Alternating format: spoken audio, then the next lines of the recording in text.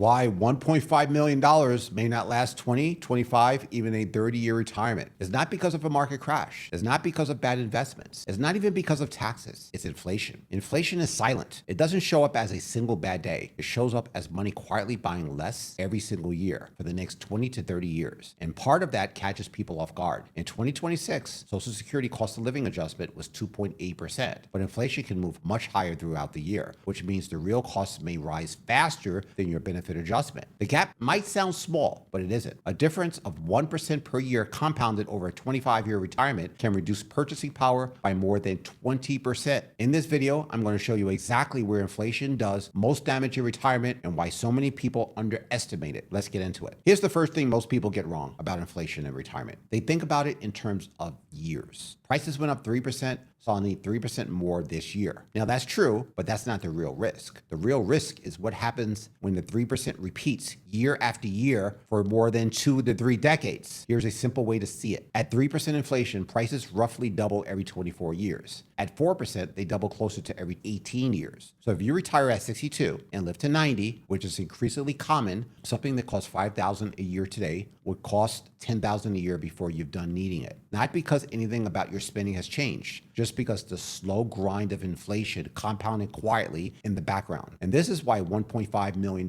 can look completely sufficient on day one of retirement and still come up short by year 18 to 20. Not because the number was wrong, but because the cost of living it was built around didn't stay still. Inflation doesn't affect every part of your retirement equally. There are 3 specific places where it does the most damage. And once you see them laid out, the picture becomes a lot clearer. The first is your income floor. Your income floor is whatever guaranteed income you're relying on to cover essential expenses, primarily Social Security and a pension if you have one. Social Security does get a cost of living adjustment every year, but here's the issue. The adjustment is based on a specific inflation measure, and in recent years, that measure consistently run behind what retirees are actually experiencing, particularly in healthcare and in housing, 2 categories that matter most in people in retirement. So even though Social Security technically keeps up with inflation on paper, the real world gap between the adjustment and actual cost increases tend to widen over time. Pensions. If they're not inflation adjusted at all, or even are hit harder, a fixed pension payment from year 1 looks identical to year 20, but by significantly less. The second place inflation hits in what's sometimes called the spending smile. Most people assume their spending in retirement stays roughly flat, or even declines as they slow down. And for a while, that's often true. Spending tends to dip slightly during the middle years of retirement, and then it rises again in later years, often sharply, primarily due to healthcare.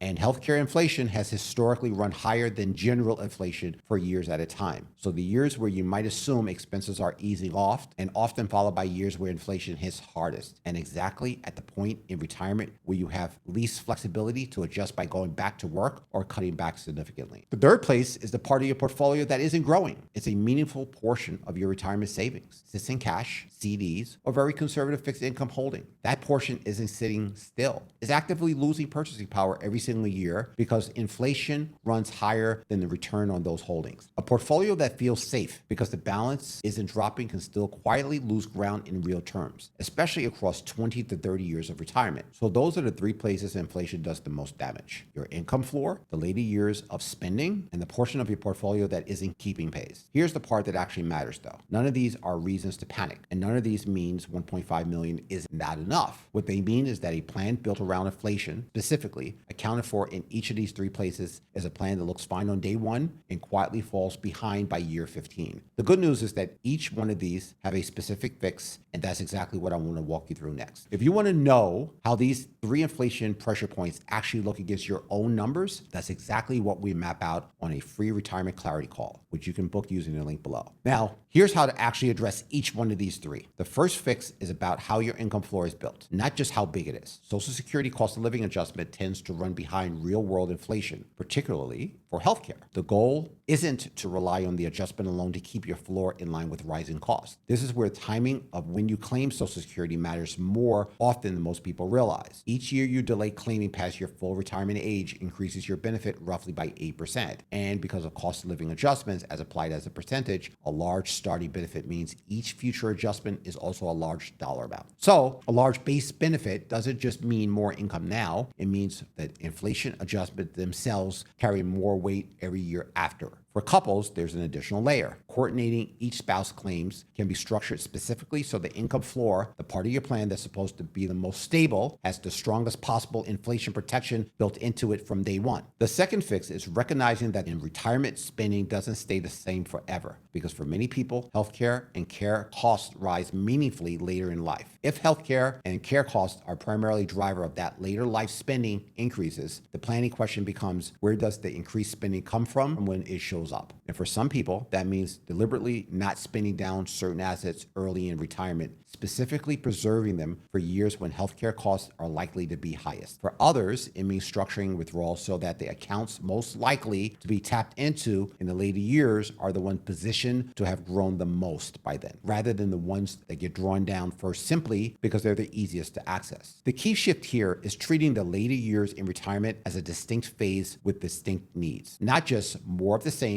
but older. The third fix addresses the part of the portfolio that quietly loses ground to inflation. That doesn't mean abandoning safe or stability. Those still matter, especially for money you need in the next few years. But for money that won't be needed for a decade or more, the question becomes whether it's positioned to at least keep pace with inflation over that time frame, or whether sitting in something that feels safe day to day, but is guaranteed to lose real value over 20 to 30 years. This is often where a meaningful gap shows up, not because anyone made a bad decision, but because money that was originally allocated conservatively for a short-term need was never revisited once that need passed, and it just kept sitting there year after year, falling slightly further behind. Now, all of that sounds reasonable in theory, but let me show you what these three inflation pressures actually look like inside a real retirement plan, because this is where most people realize inflation isn't one problem, it's several different problems happening at the same time. Here's how this came together for a couple we worked with, both of them in their late 60s. Both had $1.5 million in total, split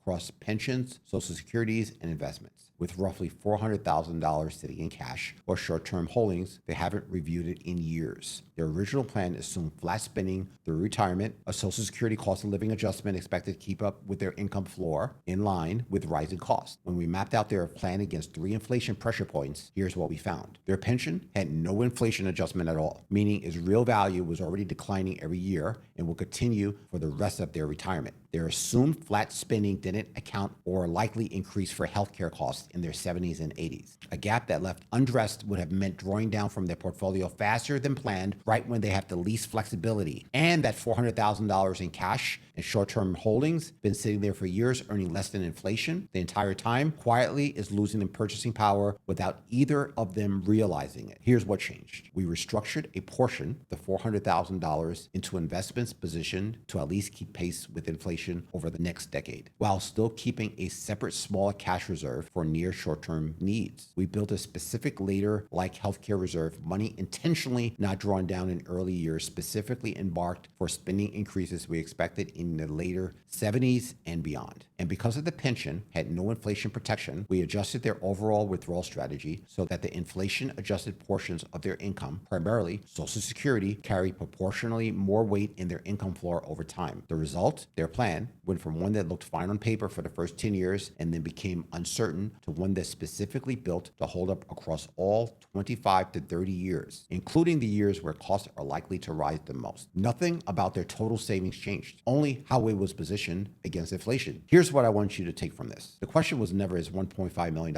enough? Enough for what and for how long? Depends entirely whether inflation was built into the plan from the start. The plan doesn't specifically account for your income floor, real protection. The later life spending increases, and the portion of your portfolio that's quietly losing ground can look completely fine for years and then fall behind in exactly the years you least can't afford it. The fix isn't more money. It's making sure part of your plan is built actually for a 20 to 30 year retirement, not just the first 10 years. So here's what I want you to do. Look at your own plan against these 3 points. Does your income floor have a real inflation protection built in beyond just relying on cost of living adjustments? Have you planned specifically for higher costs in later years? Or are you assuming flat spending throughout? And is there any meaningful portion of your savings sitting somewhere that's quietly losing ground to inflation right now? If any of those reveals a gap, or if you want help mapping all 3 against your specific numbers, that's exactly what we cover on a retirement clarity call, which again, you could book free using the link below. And before you go, there's one question that completely undo everything that we talked about today. What happens if you retire and the market drops 20% in the first year of retirement? Most people have never actually tested their plan against that scenario. scenario. In the next video, I'll walk you through a simple 3-part stress test that shows you whether your retirement plan can survive a bad market without forcing you into decisions you'll regret. That's the video on your screen right now. Go check it out next, and I'll see you there.